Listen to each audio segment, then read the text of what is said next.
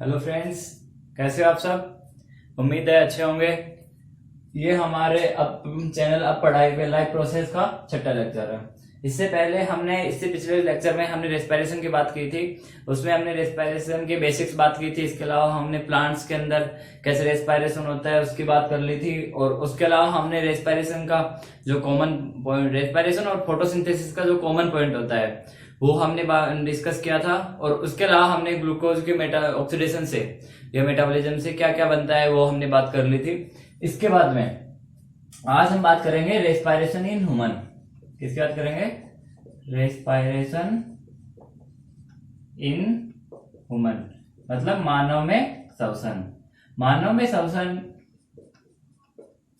में कौन कौन सी प्रोसेस आती है, मतलब ह्यूमन के अंदर जो रेस्पिरेशन होते हैं उनके अंदर कौन कौन से प्रोसेस आते हैं। सबसे पहले उनकी बात करते हैं। तो ह्यूमन के अंदर जो रेस्पिरेशन होता है उसके अंदर मेनली वो 3 प्रोसेस को इन्वॉल्व करता है। कितनी प्रोसेस को इन्वॉल्व करता है? 3 प्रोसेस को। तो हम उन प्रोसेस की बात कर लेते हैं जो ह्यूमन की रेस्पिरेशन में इन्वॉल्व होती है। उसमें पहली जो प्रोसेस होती है वो होती है ब्रीथिंग। ब्रीथिंग मतलब श्वास लेना। श्वास लेना, ब्रीथिंग मतलब श्वास लेना। दूसरी जो प्रोसेस होती है वो होती है एक्सचेंज ऑफ गैसेज। कौन सी? एक्सचेंज ऑफ गैसेज मतलब गैसों का आदान प्रदान। और तीसरी जो प्रोसेस आती है वो हमारे पास आती है सेलुलर रेस्पिरेशन। कौन सी आती है? सेलुलर रेस्पिरेशन मतलब कोशिकीय श्वसन। ये 3 मेन प्रोसेस किसमें आती हैं? रेस्पिरेशन इन ह्यूमन के अंदर। और हम इस टॉपिक के अंदर आज के लेक्चर में हम इन्हीं 3 प्रोसेस को समझेंगे एक एक करके। तो सबसे पहले हम ब्रीथिंग की बात कर लेते हैं, मतलब श्वास लेना या श्वास छोड़ना। ब्रीथिंग के अंदर कौन सी प्रोसेस आती है? देखो, अगर एक बार ओवरव्यू बताऊं मैं आपको, ब्रीथिंग समझने से पहले मैं आपको एक बार ओवरव्यू बता देता हूं कि रेस्पिरेशन कैसे होता है। देखो, यहां एनवायरमेंट के अंदर यहां पे लिखा हुआ है नेजल पैसेज मतलब नासाद्वार। यहाँ पे नेजल, लाइट का फोकस पड़ रहा होगा इसलिए पहले बता देता हूं, यहाँ पे नेजल पैसेज लिखा हुआ है। यहाँ पर जो एयर है, यहाँ पे जो एयर है मतलब एनवायरमेंट में, पर्यावरण के अंदर, वातावरण के अंदर जो वायु है मतलब एयर। और हमें कौन सी एयर से मतलब है? रेस्पिरेशन की बात कर रहे हैं, उसके अंदर कौन सी गैस यूज होती है? O2 से। अब हम एयर बोले चाहे O2 बोले, बात एक ही है, क्योंकि हमें O2 से मतलब है। और सारी गैसेस भी हम लेते हैं, पर हमारा फोकस जो है वो किस पे है? ऑक्सीजन के ऊपर। तो हम इस एयर को लेंगे इस स्ट्रक्चर के द्वारा। इस स्ट्रक्चर को अभी हम समझेंगे। इस स्ट्रक्चर के द्वारा यहां पे तक लेंगे। कहां तक? एल्वियोलर सेक। एल्वियोलर सेक के अंदर क्या होती है? एल्वियोलाई। क्या होती है? एल्वियोलाई तक। यहां तक लेंगे मतलब कुपिकाएं, यहां तक लेंगे। यहां से ब्लड के द्वारा मतलब रक्त के द्वारा ये जो गैस है वो कहां जाएगी? सेल के पास। किसके पास जाएगी? सेल के पास। सेल के अंदर वो ग्लूकोज का ऑक्सीडेशन करवाएगी। उसके बाद में ग्लूकोज के ऑक्सीडेशन से क्या बनता है? CO2 बनती है। वो CO2 ब्लड वेसल्स के द्वारा मतलब रक्त वाहिनियों के द्वारा वापस कहां पहुंच जाएगा? यहां। और यहां से यहां एल्वियोलाई में, और एल्वियोलाई से एनवायरनमेंट में, CO2 या गैस या एयर मतलब वायु। ये एक ओवरव्यू बता दिया। अब हम इस जो ओवरव्यू मैंने आपको बताया इसको हम 3 भागों में बांट के बात करेंगे। उसका पहला भाग कौन सा है? ब्रीथिंग। दूसरा एक्सचेंज ऑफ गैसेस। और तीसरा सेलुलर रेस्पिरेशन। तो हम सबसे पहले बात करते हैं किसकी? ब्रीथिंग की, मतलब श्वास लेना या श्वास छोड़ना। इसके अंदर ये दोनों प्रोसेस आएंगे। पहले हम बात कर लेते हैं श्वास लेना। श्वास लेने को इंग्लिश में बोलते हैं इनहेलेशन। इनहेलेशन की प्रोसेस के अंदर क्या होता है? पहले तो इसके अंदर सबसे वर्ड सुनो, देखो वर्ड को ध्यान से देखो। क्या है? इन मतलब इसके अंदर कोई चीज अंदर आएगी। तो क्या अंदर आएगी? एयर अंदर आएगी। कहां से? एनवायरमेंट से। कहां पे आएगी? लंग्स के अंदर।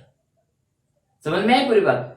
इनहेलेशन के अंदर हम एनवायरमेंट के अंदर जो एयर या ऑक्सीजन प्रेजेंट है उसको, इस पूरी स्ट्रक्चर को हम कॉमन बोलते हैं रेस्पिरेटरी सिस्टम। इस रेस्पिरेटरी सिस्टम के जो ये पार्ट्स हैं इनके द्वारा कहाँ लेके आएंगे, लंग्स के अंदर। इस जो ये स्ट्रक्चर दिख रही है, ये पूरी स्ट्रक्चर जो होती है ये कहलाती है लंग। क्या कहलाती है, लंग, मतलब फुफ्फुस या फेफड़ा। क्या कहलाता है, फेफड़ा। उसके अंदर कहां पर, एल्वेलाई में लेके आते हैं। ये प्रोसेस किसमें आएंगे, ब्रीथिंग में। ब्रीथिंग के कौन से पार्ट में, इनहेलेशन में। और इनहेलेशन को हिंदी में बोलते हैं निःश्वासन। क्या बोलते हैं, निःश्वासन, या इसी प्रोसेस को क्या बोलते हैं, श्वास लेना। इसके अंदर क्या किया हमने, जो एनवायरमेंट के अंदर जो O2 थी, एनवायरमेंट के अंदर जो ऑक्सीजन थी, उसे कहां लेके गए हम, लंग्स के अंदर। और दो प्रोसेस आती हैं, एक श्वास लेना, एक श्वास छोड़ना। श्वास छोड़ते टाइम कौन सी प्रोसेस आएगी कि सेलुलर रेस्पिरेशन होने के बाद में जो CO2 कहां पहुंच गई थी, एल्वेलाई में आ गई थी। यहाँ पे CO2 आ गई थी। ये CO2 आई थी, ये CO2 यहां से कहा जाएगी, इस सिस्टम के द्वारा बाहर कर दी जाएगी। CO2 बाहर कर दी जाएगी। तो दूसरी प्रोसेस कौन सी है कि जो लंग्स के अंदर जो CO2 है, यहां कौन सी आई थी, लंग के अंदर O2 गैस आई थी। अब लंग के अंदर जो CO2 गैस है या एयर है, उसे कहां भेजना, बाहर, एनवायरमेंट के अंदर बाहर भेजना। इस प्रोसेस को क्या बोलते हैं, इसे इनहेलेशन बोले थे, तो इस प्रोसेस को हम बोलेंगे, क्या बोलेंगे, एक्सहेलेशन। क्या बोलेंगे, एक्सहेलेशन। और इसे हिंदी में बोलते हैं उच्छ्वसन।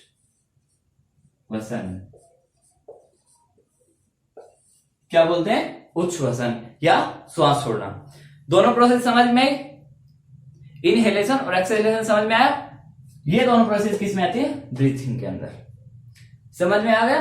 अब ब्रीथिंग की बात हो गई, अब इसके बाद में हम दूसरे पॉइंट की बात करेंगे।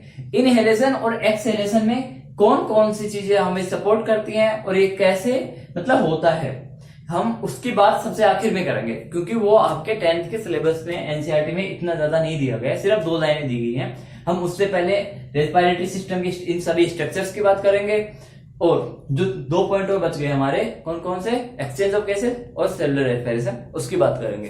तो हमने पहले पॉइंट की बात कर ली, कौन सी, ब्रीथिंग की। अब हमारे पास आता है दूसरा पॉइंट। दूसरा पॉइंट क्या है, बोलो बच्चों, दूसरा पॉइंट क्या है, एक्सचेंज ऑफ गैसेस, मतलब गैसों का आदान प्रदान। अब गैसों का आदान प्रदान कैसे, आदान प्रदान मतलब एक चीज आ रही है और दूसरी चीज जा रही है। कि कहां आ रही है, कहां जा रही है, किसी एक मेम्ब्रेन के आर पार आ रही होगी या जा रही होगी, उसी को तो आदान प्रदान बोलते हैं। कि या तो आना या जाना, उसके लिए कोई मेम्ब्रेन होनी चाहिए, समझ में, मेम्ब्रेन होनी चाहिए। तो देखो यहां पे एनवायरनमेंट से यहां पर O2 आई, यहां पे O2 आ गई, ऑक्सीजन गैस आ गई, यहां से एनवायरनमेंट से यहां तक O2 आई। इस प्रोसेस को क्या कहते हैं, इनहेलेशन, निःश्वासन। अब ये ऑक्सीजन गैस यहां पे प्रेजेंट है, कहां पे, एल्वेलाई के अंदर। एल्वेलाई से इस ऑक्सीजन गैस को निकलना होगा और किस में आएगी, ब्लड वेसल्स के अंदर, मतलब रक्त वाहिनियों के अंदर आएगी। तो ये इधर बना के बताता हूं। मान लो कि ये आपकी एल्वेलाई थी, इसकी यहां पे एक ब्लड वेसल थी, यहां पे O2 गैस थी, ये O2 गैस यहां से कहां आएगी, ब्लड वेसल के अंदर।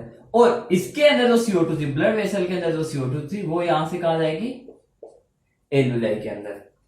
गैस का आदान प्रदान हो रहा है, मेम्ब्रेन को पार कर रही है। तो ये प्रोसेस किस में आती है, एक्सचेंज ऑफ गैसेज के अंदर। मतलब क्या है कि लंग्स के अंदर, मतलब फेफड़ों के अंदर या एल्वेलाई के अंदर एक ही बात है, क्योंकि लंग्स के अंदर क्या होती है, एल्वेलाइज होती है। लंग के अंदर जो O2 गैस है वो कहां जाती है, ब्लड वेसल के अंदर, मतलब रक्त वाहिनी के अंदर। और जो ब्लड वेसल के अंदर जो CO2 गैस है, वो कहां जाएगी, लंग के अंदर। ये प्रोसेस समझ में आई, इसे किस में आती है, गैस, एक्सचेंज ऑफ गैसेस के अंदर। इसके अलावा एक प्रोसेस और आती है, ये यहां पे आ गई, मान लो O2 यहां पे आ गई O2, ये O2 यहां पे चली गई, कि यहां पे सेल सरफेस के ऊपर, मतलब सेल के पास, कोशिका के पास चली गई। कोशिका के पास यहां पे O2 आई। अब इस O2 गैस को, यहां पे जो O2 है, इस O2 को कहां जाना है? इस सेल के अंदर जाना है। सेल के अंदर जाना है या नहीं? मतलब मैं यहां बता देता हूं, मतलब कि ये ब्लड वेसल थी, यहां से यहां आई, मतलब जो O2 गैस कहां पे है? ये O2 ब्लड वेसल के अंदर। कहां पे है? ब्लड वेसल के अंदर। ये O2 गैस इस मेम्ब्रेन को, यहां पे जो मेम्ब्रेन है उसे पार करके कहां जाएगी? सेल के अंदर जाएगी। वहां जाके क्या करवाएगी? ग्लूकोज का ऑक्सीडेशन। और ग्लूकोज के ऑक्सीडेशन से क्या बनेगी? CO2 गैस बनेगी। बनेगी या नहीं बनेगी? बनेगी। ये CO2 गैस इस सेल से कहां जाएगी? ब्लड वेसल के अंदर। मतलब जो सेल के अंदर जो CO2 गैस बनी वो कहां चली जाएगी? ब्लड वेसल के अंदर। ये भी मेम्ब्रेन से हो रहा है और गैस का आदान प्रदान हो रहा है, तो ये भी किस में आएगी? एक्सचेंज ऑफ गैसेज के अंदर। तो एक्सचेंज ऑफ गैसेज के अंदर भी हमारे पास कितनी प्रोसेस आई? 2 process I. पहली प्रोसेस के अंदर क्या हो रहा था कि जो लंग्स के अंदर जो O2 थी वो ब्लड वेसल के अंदर जा रही थी, और ब्लड वेसल के अंदर जो CO2 थी वो कहां जा रही थी? लंग के अंदर जा रही थी। इसके अलावा दूसरी प्रोसेस कौन सी आई कि जो ब्लड वेसल के अंदर जो O2 गैस थी वो कहां जा रही थी? सेल के अंदर। और सेल के अंदर जो CO2 बनी वो कहां जा रही थी? ब्लड वेसल के अंदर। ये दोनों किस में आती है? एक्सचेंज ऑफ गैसेस के अंदर। इसके बाद और डिटेल से हम आगे करेंगे कि कैसे ये गैस यहां से यहां O2 जा रही है और कैसे CO2 जा रही है। इसके बाद हम फिर से दोबारा करेंगे। अब इसके बाद में हमारे पास कौन सा पॉइंट था? तीसरा पॉइंट था। तीसरा पॉइंट कौन सा था? बोलो। Cellular respiration. हमने सेलुलर रेस्पिरेशन की बात इससे पिछले लेक्चर में कर चुके हैं कि सेलुलर रेस्पिरेशन के अंदर कैसे क्या होता है। अब थोड़ा बहुत मैं यहां बता देता हूं, और अगर इससे ज्यादा डिटेल में जानना है तो आपको पिछले वाला लेक्चर देखना पड़ेगा। सेलुलर रेस्पिरेशन के अंदर क्या होता है? कोशिकीय श्वसन के अंदर क्या होता है कि ये O2 कहां पहुंच गई? किसी सेल के अंदर। O2 कहां आ गई थी? किसी सेल के अंदर। और इस सेल के अंदर क्या था? ग्लूकोज था। तो क्या होगा? ग्लूकोज का ऑक्सीडेशन होगा। और ग्लूकोज के ऑक्सीडेशन से मतलब ग्लूकोज का फॉर्मूला क्या होता है? C6H12O6। यहां पे O2 गैस काम करेगी और क्या बनाएगी? 6CO2 plus 6H2O plus energy. Plus क्या बनाएगी? एनर्जी। यहाँ पे 6O2 काम आते हैं। ये पूरी रिएक्शन कैसे होती है? ये एनर्जी किसके कितने एटीपी के तुल्य होती है? एटीपी का क्या काम होता है और एटीपी क्यों बनती है? इन सब चीजों की बात हमने पिछले लेक्चर में की थी। ये जो एनर्जी होती है वो 38 एटीपी के तुल्य होती है। अब इससे ज्यादा और अगर आपको जानना है तो पिछला लेक्चर देखना पड़ेगा। सेलुलर रेस्पिरेशन की बात हमने लेक्चर नंबर 5 में, जिसके अंदर हमने रेस्पिरेशन पढ़ाया था, श्वसन पढ़ाया था, उसमें बात कर ली है, तो यहां ज्यादा बात करेंगे नहीं। अब इतनी देर से हम बोल रहे हैं कि स्ट्रक्चर ऐसी है, स्ट्रक्चर ऐसी है। हम अब इसके अंदर हम इन सभी स्ट्रक्चर्स की बात कर लेते हैं कि इन सभी स्ट्रक्चर का क्या फंक्शन होता है। सभी स्ट्रक्चर की बात करते हैं। तो सबसे पहले यहां जो लाइट के फोकस में आपको दिख नहीं रहा है वो है नेजल पासेज। कौन सा है? नेजल पैसेज, मतलब नासा द्वार। तो नेजल पैसेज के द्वारा, नासा द्वार के द्वारा हम क्या करते हैं? एनवायरमेंट के अंदर जो ऑक्सीजन है, ऑक्सीजन या एयर, मैंने पहले बोल दिया हमें ऑक्सीजन बोलूं या एयर बोलूं, बात एक ही होगी, क्योंकि हमें उस वायु के अंदर क्या लेनी है? ऑक्सीजन से मतलब है।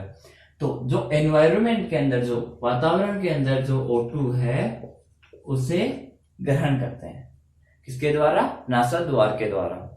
इसके बाद में ये O2 कहां जाएगी या एयर कहां जाएगी? हमारे नेजल केविटी के अंदर। ये एनवायरमेंटल O2 कहां जाएगी? नेजल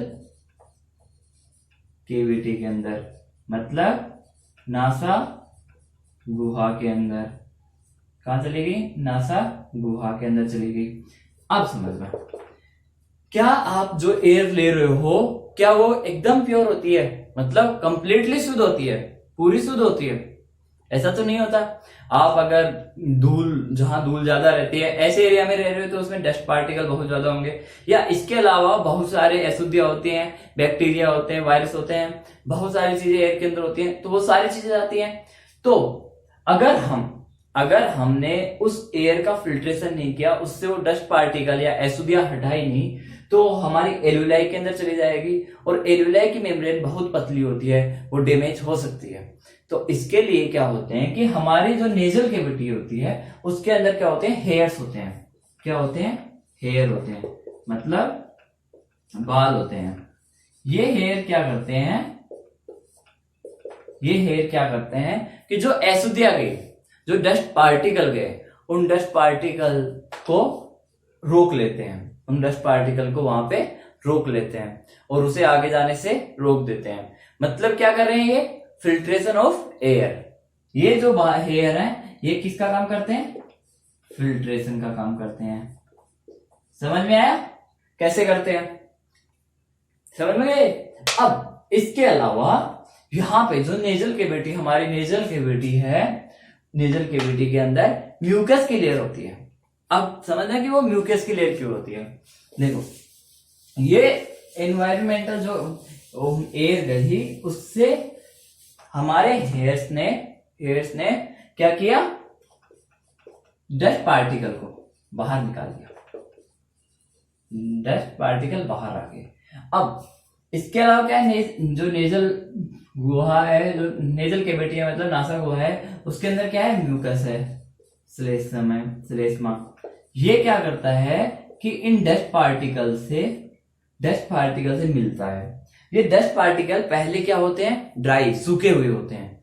तो सूखे हुए होते हैं तो उनको रोकने के बाद में वहां पे कुछ टाइम के लिए रोकना थोड़ा मुश्किल हो सकता है, क्योंकि वो अंदर जा सकते हैं। तो ये म्यूकस क्या करती है कि उन डस्ट पार्टिकल को अपने से अटैच कर लेती है, या उन डस्ट पार्टिकल को थोड़ा मॉइस्ट कर देती है, मतलब गीला कर देती हैं।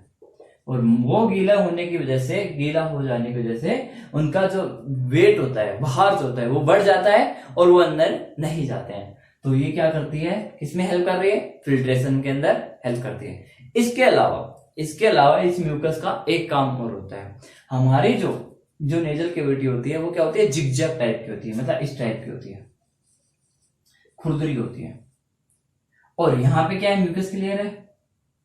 तो अगर मान लो आप ऐसे एनवायरनमेंट में रह रहे हो जहां का टेम्परेचर बहुत ज्यादा है या वहां का टेम्परेचर बहुत कम है, पर हमारी बॉडी का टेम्परेचर कितना है, वो हमेशा फिक्स होता है, कितना, 37 डिग्री सेंटीग्रेड।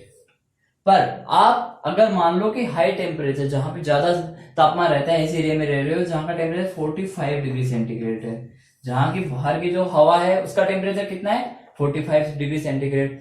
तो क्या हम 45 डिग्री सेंटीग्रेड के टेम्परेचर को ब्लड के अंदर लेके जाएंगे, क्योंकि ब्लड का टेम्परेचर या हमारे बॉडी का टेम्परेचर तो फिक्स है, वो कितना है, 37 डिग्री सेंटीग्रेड। तो हम इस 45 डिग्री सेंटीग्रेड के टेम्परेचर को अंदर तक नहीं लेके जाएंगे, तो इसको कहां, 37 डिग्री सेंटीग्रेड तक लाना पड़ेगा। इसके अंदर भी ये म्यूकस हेल्प करता है। और इसके अलावा जिगजैग होती है, मतलब खुरदरी होती है, उस वजह से क्या होता है कि एयर जब गुजरेगी तो एयर गुजरने के दौरान उसे टाइम ज्यादा मिल पाएगा इस प्रोसेस के लिए तथा फिल्ट्रेशन के लिए, दोनों चीजों के लिए उसे टाइम ज्यादा मिल पाएगा। इसके अलावा इसका उल्टा भी है कि आप मान लो 0 डिग्री सेंटीग्रेड वाले एरिया में रह रहे हो, 10 डिग्री सेंटीग्रेड टेम्परेचर वाले एरिया के अंदर रह रहे हो, 10 डिग्री सेंटीग्रेड मान लो या 0 डिग्री सेंटीग्रेड मान लो, ऐसे एरिया में रह रहे हो, तो उसका टेम्परेचर बढ़ा के हमें कितना करना पड़ेगा, 37 डिग्री सेंटीग्रेड टेम्परेचर करना पड़ेगा। मतलब ये म्यूकस किसके अंदर हेल्प कर रही है, कूलिंग, एयर की कूलिंग के अंदर और हीटिंग के अंदर। ये कंडीशन पे डिपेंड करती है कि आप कौन से एरिया में रह रहे हो, टेम्परेचर ज्यादा टेम्परेचर वाले एरिया में रह रहे हो या कम टेम्परेचर वाले एरिया में रह रहे हो। तो ये बात होगी हमारी नेजल कैविटी की। अब उसके बाद में हमारे पास अगली जो स्ट्रक्चर है वो यहां से आगे एयर यहां पे पहुंच गई, कहां पे, फेरिंग्स के पास। फेरिंग्स का क्या काम होता है हम डाइजेस्टिव सिस्टम वाले लेक्चर में बता चुके हैं, इसके अलावा इसमें थोड़ा हम बता देते हैं। फेरिंग्स क्या होता है, ये डाइजेस्टिव सिस्टम और रेस्पिरेटरी सिस्टम दोनों का क्या होता है, कॉमन पाथवे होता है। मतलब यहां से फूड भी आएगा और यहां से हवा भी आएगी, और जब हम खाना खाते हैं, मतलब जब फूड पार्टिकल आते हैं, तो क्या होता है कि यहाँ पे एक स्ट्रक्चर होती है, कौन सी, एपिग्लोटिक्स नाम की। वो क्या करती है, इस रेस्पिरेटरी सिस्टम के जो भाग है, रेस्पिरेटरी सिस्टम का जो भाग है, मतलब इसका जो स्ट्रक्चर है उसे क्या कर देती है, बंद कर देती है। यहाँ पे वो स्ट्रक्चर लग जाती है, वो एपिग्लोटिस लग जाएगी तो क्या होगा कि फूड इधर नहीं आके कहाँ पे चला जाएगा, ईजोफेगस के अंदर चला जाएगा। वो बात हमने पिछले चैप्टर में कर ली है। अब जब एयर आएगी तो ये एपिग्लोटिस हट जाएगी और ऑक्सीजन अंदर आ जाएगी। तो फेरिंग्स, अगर फेरिंग्स को और ज्यादा समझना है तो आप डाइजेस्टिव सिस्टम वाले लेक्चर देख सकते हो। इसके बाद में O2 आती है लेरिंग्स के अंदर। तो लेरिंग्स जो होता है वो किसका बना होता है, कार्टिलेज का। लेरिंग्स जो होता है इसे हिंदी में बोलते हैं कंठ, और ये किसका बना होता है, कार्टिलेज का, मतलब उपास्थि का। किसका बना होता है, उपास्थि का बना होता है।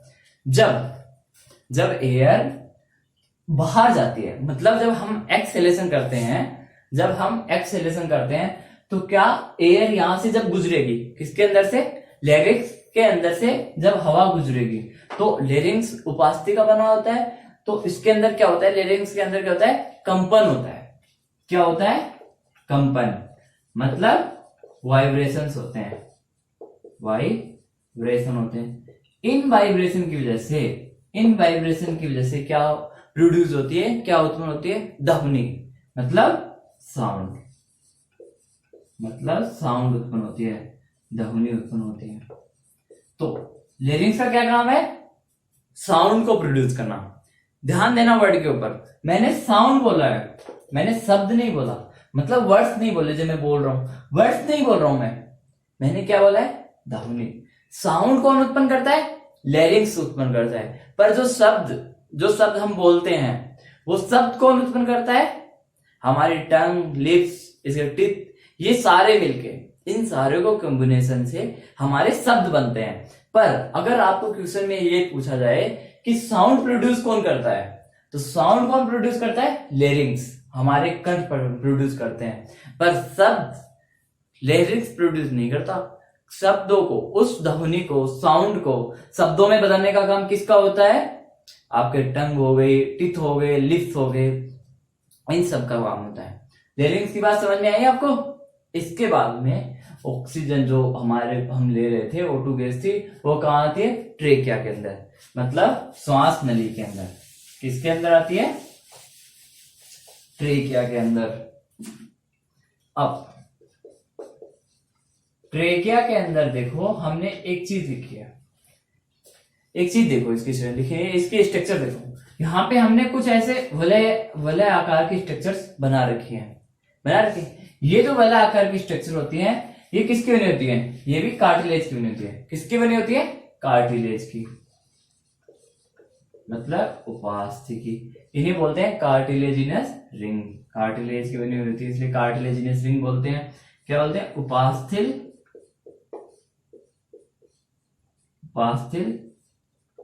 छल्ले। ये कार्टिलेज की रिंग क्या करती हैं कि जब हम ऑक्सीजन या एयर को, ऑक्सीजन नहीं, जब हम एयर को, मतलब जो CO2 के साथ जो हमारे पास एयर है उसको बाहर छोड़ते हैं, तो क्या यहाँ पे क्या होगा कि ऑक्सीजन नहीं बचेगी, यहाँ पे ऑक्सीजन नहीं रहेगी, एयर नहीं रहेगी, हवा या CO2 नहीं रहेगी। यहाँ पे जब एयर नहीं रहेगी तो क्या होगा कि ये पिचक सकती है। क्या होगा, ये पिचक सकती है, क्योंकि यहाँ पे एयर नहीं है, तो ये स्ट्रक्चर है, ये पिचक सकती है। तो उसको पिचकने से रोकने के लिए, मतलब उसको कोलैप्स होने से रोकने के लिए, पिचकने से रोकने के लिए इसके अंदर ये जो वलय है, कार्टिलेज रिंग है, ये होती है। और इसकी जो लंबाई होती है वो ट्रेकिया की, वो 10 सेंटीमीटर होती है, मतलब 10 सेंटीमीटर के लगभग होती है। समझ में आ गया इसके अंदर कार्टिलेज की रिंग क्यों होती है, एक बार फिर समझा देता हूं। कार्टिलेज की रिंग इसलिए होती है कि जब हम श्वास छोड़ते हैं और ट्रेकिया के अंदर वायु नहीं होती, एयर नहीं होती है, तब ये पिचक ना जाए, पिचक के बंद ना हो जाए, इसके लिए कार्टिलेज की रिंग होती है। ये इसे पिचकने से बचाती है। अब ये ट्रेकिया आगे जाके 2 पार्ट में डिवाइड हो जाता है। कितने पार्ट्स में, 2 पार्ट्स में डिवाइड हो जाता है, जिन्हें क्या बोलते हैं, ब्रोंकाई। जो जो ब्रोंकाई राइट साइड के अंदर आ रही है इसे बोलते हैं राइट ब्रोंकाई, और जो लेफ्ट साइड में जा रही है उसे बोलते हैं लेफ्ट ब्रोंकाई। ये ब्रोंकाई आगे जाके ब्रोंक्यूल्स के अंदर, ब्रोंकाई को हिंदी में बोलते हैं सवसनी, ये आगे जाके ब्रोंक्यूल्स के अंदर डिवाइड होते हैं, और ब्रोंक्यूल्स आगे किसमें, एल्वियोलर सेक में, और एल्वियोलर सेक के अंदर क्या होती है, एल्वियोलाई क्यूपिकाइन, और इसे एल्वियोलर सेक बोलते हैं क्यूपिका कोस। जो हमारे राइट साइड का लंग होता है, इस पूरी स्ट्रक्चर को हम क्या बोलते हैं, इस पूरी स्ट्रक्चर को क्या बोलते हैं, लंग, मतलब फेफड़ा। इसके अंदर देखो जो राइट, ये राइट साइड वाला है, लेफ्ट साइड वाला, राइट वाला जो होता है वो 3 पार्ट्स में डिवाइड होता है। किसमें भाग में, 3 पार्ट में। और जो लेफ्ट वाला होता है वो कितने भागों में डिवाइड होता है, 2 भागों में डिवाइड होता है। चलो इसकी इतनी बात करेंगे क्योंकि और ज्यादा हो जाएगा। अब हमने पूरी स्ट्रक्चर की बात कर ली, इसके अंदर सारे जो नाम लिखे हुए हैं उन सब की बात कर ली। हमने 2 नाम अभी तक नहीं पढ़े हैं। 2 नाम कौन कौन से हैं, एक डायफ्राम है, एक रिब्स है।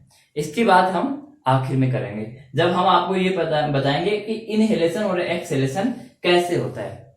इनहेलेशन और एक्सहेलेशन क्या होता है ये हमने पहले बता दिया है। अब हम जब कैसे होता है तब हम डायफ्राम और रिब्स की बात करेंगे। अब हमारे पास दूसरा था एक्सचेंज ऑफ गैसेस। अब हम थोड़ा एक्सचेंज ऑफ गैसेस को फिर से समझते हैं। देखो वायु या O2 कहाँ आ चुकी है, हमारे पास एल्वियोलाई के अंदर आ चुकी है, आगे एल्वियोलाई के अंदर। अब मैं यहां से एक इसको जूम करके बता देता हूं, एक एल्वियोलाई को उठाता हूं और जूम करके बता देता हूं। ये एक एल्वियोलाई है, ये एल्वियोलाई ब्लड वेसल्स से घिरी होती है, मतलब यहां पे रक्त वाहिनियों के जाल होता है जो इन एल्वियोलाई के संपर्क में होता है। मैं एक रक्त वाहिनी यहां बनाते हैं, ये एक ब्लड वेसल है। यहां पे क्या आई, बाहर से एयर आई, मतलब O2 आई,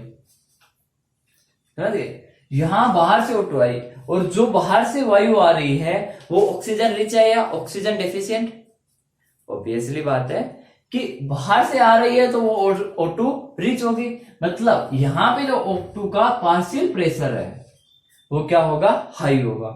और इस ब्लड वेसल के अंदर ऑक्सीजन का जो पार्शियल प्रेशर है वो क्या है, कम है। तो ऑक्सीजन अपने हाई पार्शियल प्रेशर से लो पार्शियल प्रेशर की तरफ डिफ्यूज हो जाएगी। और किसके द्वारा हो रहा है, देखो मेम्ब्रेन के द्वारा हो रहा है। तो अब हम इस मेम्ब्रेन की थोड़ी बात करते हैं। ये मेम्ब्रेन मोटी होनी चाहिए या पतली होनी चाहिए, अब बताओ। अगर ये मेम्ब्रेन मोटी होगी तो यहां से, मतलब हाई पार्शियल प्रेशर से लो पार्शियल प्रेशर की तरफ ऑक्सीजन को आने में जोर ज्यादा आएगा या कम आएगा। अगर मोटी होगी तो जोर ज्यादा आएगा क्योंकि डिफ्यूजन से आ रही है, और अगर पतली होगी तो आराम से आसानी से आ जाएगी। तो ये जो मेम्ब्रेन होती है ये क्या होनी चाहिए, पतली होनी चाहिए। समझ में आया, पतली क्यों होनी चाहिए। अब यहां पे ऑक्सीजन आ गई, ये ब्लड के द्वारा, मतलब रक्त के द्वारा कहां पहुंचेगी, कहां पहुंचेगी, सेल के पास पहुंच गई, सेल के पास। यहां पे जो ऑक्सीजन आई वो कहां से आई है, एल्वियोलाई से आई है, मतलब एल्वियोलाई से हाई प्रेशर से लो प्रेशर की तरफ ऑक्सीजन आ गई थी रक्त में, ब्लड के अंदर। तो यहां पे जो ऑक्सीजन आई उसका पार्शियल प्रेशर अधिक होगा या कम, ऑब्वियसली बात है अधिक होगा, क्योंकि एल्वियोलाई से जो ऑक्सीजन है वही आई है। अब सेल के अंदर जो ऑक्सीजन है उसका पार्शियल प्रेशर क्या होगा, सेल के अंदर जो पहले ऑक्सीजन थी वो तो यूज हो गई है ग्लूकोज के ऑक्सीडेशन में, मतलब यहां पे ऑक्सीजन का पार्शियल प्रेशर कम हो गया, कम हो गया। अब यहां पे ऑक्सीजन का पार्शियल प्रेशर कम है और ब्लड वेसल के अंदर, रक्त वाहिनी के अंदर ऑक्सीजन का पार्शियल प्रेशर अधिक है, तो क्या होगा, ये हाई प्रेशर से, हाई पार्शियल प्रेशर से लो पार्शियल प्रेशर की तरफ, अधिक पार्शियल प्रेशर से अधिक दबाव से कम दबाव की ओर ऑक्सीजन आ जाएगी। ऑक्सीजन यहां आ गई। अब क्या है कि जब ऑक्सीजन का यूज होगा, मतलब जब ग्लूकोज का ऑक्सीडेशन होगा, तो कौन सी गैस प्रोड्यूस होती है, CO2 गैस।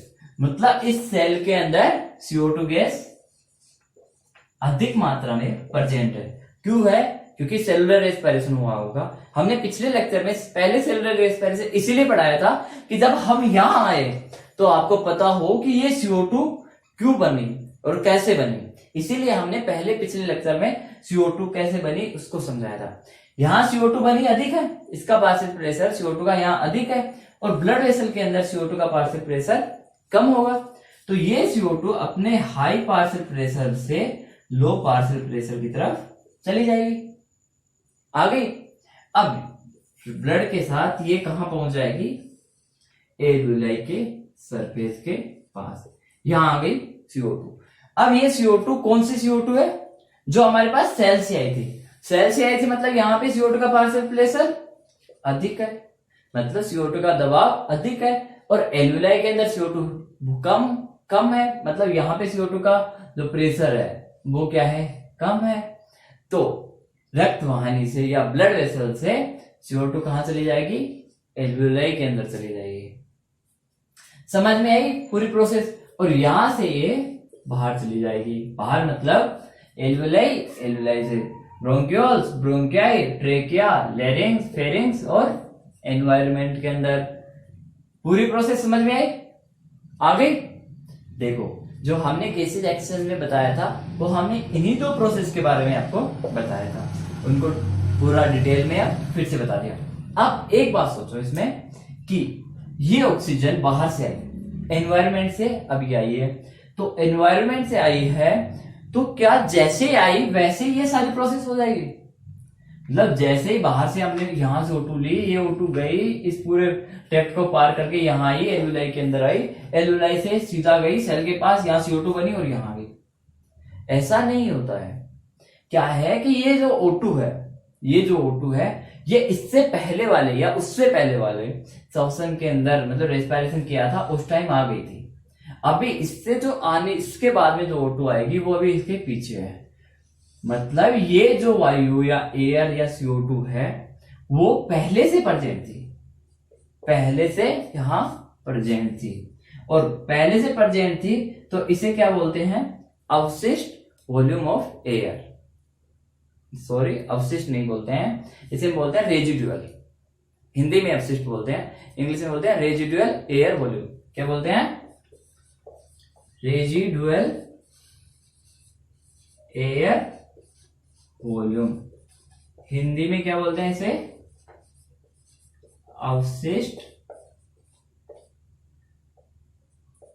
वायु आयतन। और इसे रेजिडुअल क्यों बोला, क्योंकि ये पहले से प्रेजेंट थी और ये सारी प्रोसेस कर रही थी। अब इसका फायदा क्या है भाई, चलो मान लिया कि है, पर इसका कोई फायदा होगा तभी तो ये है। इसका फायदा ये है कि हमें ये डिफ्यूजन करने के लिए और ये सारी प्रोसेस करने के लिए, एक्सचेंज ऑफ गैसेस करने के लिए रेजिडुअल एयर वॉल्यूम की वजह से टाइम ज्यादा मिल जाता है। अगर यही प्रोसेस सीधा आती एयर और O2 आती और चली जाती और ये इतनी फास्ट होती कि खूब बार इसमें गड़बड़ी हो सकती थी, इसलिए क्या रेजिडुअल एयर वॉल्यूम प्रेजेंट होती है, तो इसकी वजह से हमें टाइम ज्यादा मिल जाता है और ये प्रोसेस आसानी से हो जाती है। समझ में आया। अब देखो ये तो एक मान लो कि हमने एक सेल के लिए बता दी, पर हमारे थोरेसिक कैविटी के अंदर लंग्स प्रेजेंट है, और हमें अगर मान लो हम है या और हमसे बड़े जो ऑर्गेनिज्म है, जो हमसे बड़े ऑर्गेनिज्म है उनके अंदर क्या लंग्स से जो सबसे दूर जो सेल है, मान लो कि यहां से यहाँ पे जो सेल प्रेजेंट है उससे भी ऑक्सीजन की जरूरत है या नहीं। तो यहां से यहां तक कैसे ऑक्सीजन आएगी, क्या डिफ्यूजन के द्वारा ही आएगी, क्या डिफ्यूजन के द्वारा एयर यहां तक आ सकती है। देखो यहां से आई यहाँ पे भी कोई सेल प्रेजेंट होगी, यहाँ पे भी कोई सेल प्रेजेंट होगी, पूरी बॉडी के अंदर सेल ही सेल प्रेजेंट है। तो यहां से यहाँ डिफ्यूजन से चली गई, यहाँ डिफ्यूजन से चली गई। अब जैसे जैसे ये यहां तक आएगी तब तक इसका पार्शियल प्रेशर कम हो जाएगा, तो ये उतनी एफिनिटी से नहीं जा पाएगी जितनी से जा रही थी, क्योंकि जो पार्शियल प्रेशर का जो अंतर था वो अब कम हो गया। तो इसके लिए क्या होते हैं कि हमारी ब्लड के अंदर क्या प्रेजेंट होते हैं, कुछ पिगमेंट्स होते हैं, उसने क्या बोलते हैं, रेस्पिरेटरी पिगमेंट।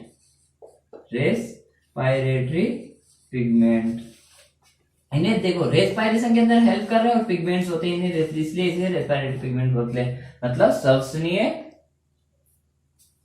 पिगमेंट मान लो यार, सिर्फ रेस्पिरेटरी पिगमेंट प्रेजेंट होते हैं। ये क्या करते हैं, ये ब्लड के अंदर घूमते रहते हैं और ये ऑक्सीजन को जाके बोलते हैं कि हम तो ऐसे ही घूम रहे हैं ब्लड के अंदर, तो आप हमसे आके बाइंड हो जाओ। तो ये ऑक्सीजन से बोलते हैं कि आप हमसे बाइंड हो जाओ, आपको जहां जरूरत होगी हम आपका प्रेशर मेंटेन रखेंगे और आपको जहां पर भी जरूरत होगी वहां पे हम आपको छोड़ देंगे।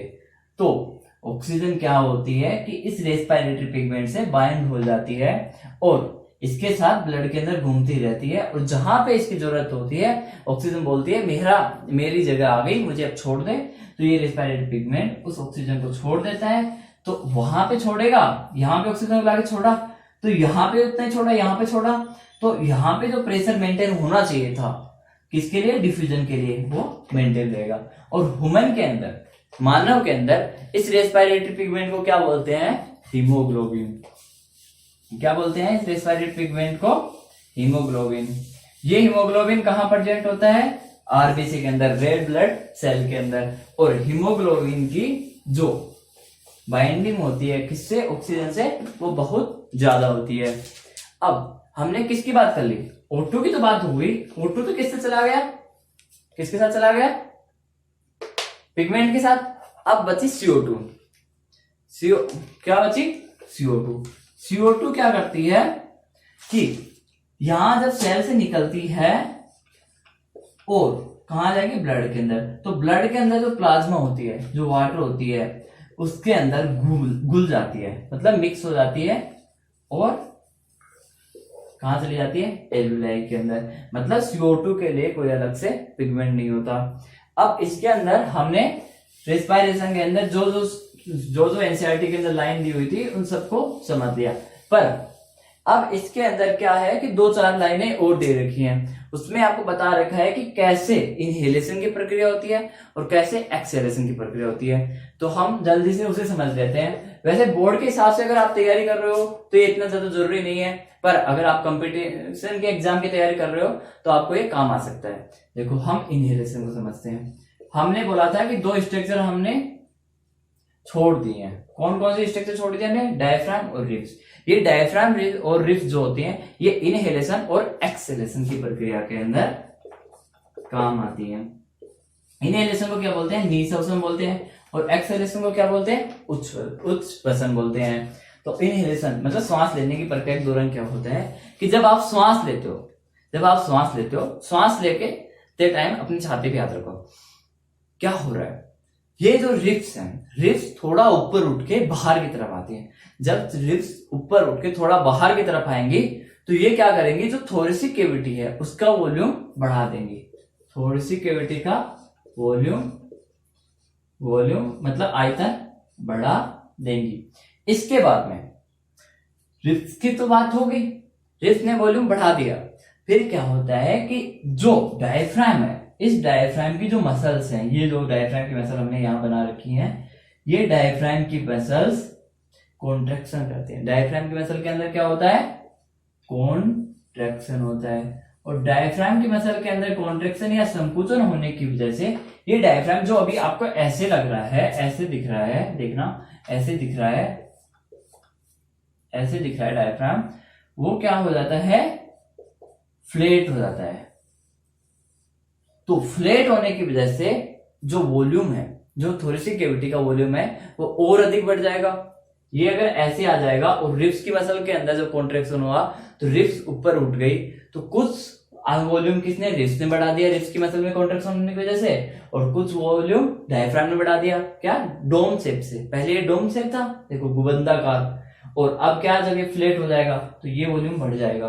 तो वॉल्यूम बढ़ने की वजह से यहाँ पे थोरेसिक कैविटी के अंदर, ये कैविटी थी, इसके अंदर वॉल्यूम बढ़ने की वजह से वॉल्यूम बढ़ गया, तो क्या होगा, पार्शियल प्रेशर जो गैसों का है, यहाँ पे जो प्रेशर था, यहाँ पे जो दाब था, वो क्या होता है, डिक्रीज हो जाता है। और थोरेसिक कैविटी के अंदर क्या हुआ, प्रेशर डिक्रीज हो गया, और बाहर एनवायरमेंट के अंदर जो दाब है वो अधिक है। तो गैस क्या करेंगी, अपने अधिक दाब से कम दाब की ओर चली जाएंगी। समझ में आ गया कंसेप्ट, कैसे अधिक दाब से कम दाब की ओर जाती है और कैसे यहाँ का प्रेशर कम होता है। और अब जब इनहेलेशन की प्रक्रिया हो गई है, इनहेलेशन की प्रक्रिया हो गई है, गैस अंदर आ गई है और ब्लड के अंदर चली गई है, सेलुलर रेस्पिरेशन हो गया, सारी प्रोसेस हो चुकी है। अब क्या होगा कि ये मसल जो कॉन्ट्रैक्ट हुई थी, किसकी, डायफ्राम की मसल और रिब्स की मसल, पसलियों की मसल और डायफ्राम की मसल के अंदर कॉन्ट्रेक्शन होने की वजह से जो वॉल्यूम बढ़ा था, इसके बाद में ये जब क्या होंगी, वापस अपनी नॉर्मल पोजीशन के अंदर आएंगे। किसके अंदर आएंगे, अपने नॉर्मल पोजीशन के अंदर आएंगे। जब ये अपने पुरानी वाली स्थिति के अंदर आएंगी तो डायफ्राम वापस डोम शेप हो जाएगा, रिब्स नीचे आ जाएंगी। मतलब क्या होगा कि वॉल्यूम कम हो जाएगा और वॉल्यूम कम होने की वजह से थोरेसिक कैविटी का जो प्रेशर है वो बढ़ जाएगा। क्या, वॉल्यूम कम हो गया था, प्रेशर यहां का बढ़ गया, प्रेशर बढ़ने की वजह, और यहां का प्रेशर बढ़ा, बाहर का प्रेशर कम हो गया। मतलब बाहर के प्रेशर की तुलना में थोरेसिक कैविटी का प्रेशर बढ़ गया, तो यहां का प्रेशर बढ़ने की वजह से गैस बाहर चली जाती है। ये 2 लाइनें लिखी हुई थी, उनको समझा दिया। ये रेस्पिरेशन की बात खत्म होगी। मतलब लाइफ प्रोसेस की जो दो प्रोसेस एग्जाम्पल में, पहली डाइजेस्टिव न्यूट्रिशन और दूसरा मतलब डाइजेशन, और दूसरा जो रेस्पिरेशन था उसकी बात खत्म हो गई है। इसके बाद में हम बात करेंगे सर्कुलेशन की। Thank you. जय हिंद, जय भारत।